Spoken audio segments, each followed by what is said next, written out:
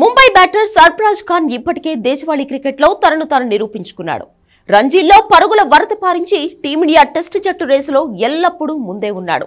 కానీ సెలెక్టర్లు మాత్రం అతన్ని కనికరించడం లేదు. ప్రధాన జట్టుకు ఈ ముంబై ఆటగాడిని ఎంపిక చేయడం లేదు.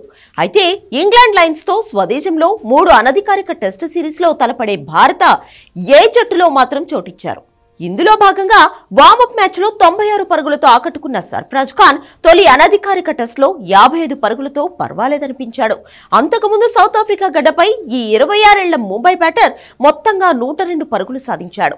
ఈ క్రమంలో ఇంగ్లాండ్ తో టీమిండియా తొలి టెస్ట్ కు విరాట్ కోహ్లీ దూరం కాగా సర్ఫరాజ్ ఖాన్ కు సెలెక్టర్లు పిలుపునిస్తారని అతడి అభిమానులు భావించారు.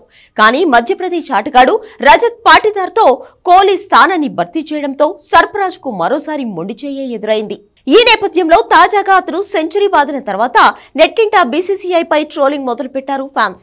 తన బ్యాటింగ్ లో తారస్థాయికి వెళ్లిన తర్వాత 2-3 ఛాన్సులు ఇచ్చి ఆ తర్వాత మళ్లీ జట్టు నుంచి తప్పిస్తారంటూ మండిపడుతున్నారు. ఇదంతా భరించే బదులు అతను ఉన్ముక్త్ చాంద్ ను సంప్రదించి దేశం నుంచి వలస వెళ్లి అక్కడే క్రికెట్ ఆడుకుంటే మంచిదంటూ సూచిస్తున్నారు. ఇక్కడుంటే మాత్రం సర్ఫరాజ్ ఖాన్ కు జాతీయ జట్టుకు ఆడే అవకాశం రాకపోవచ్చంటూ అభిప్రాయపడుతున్నారు.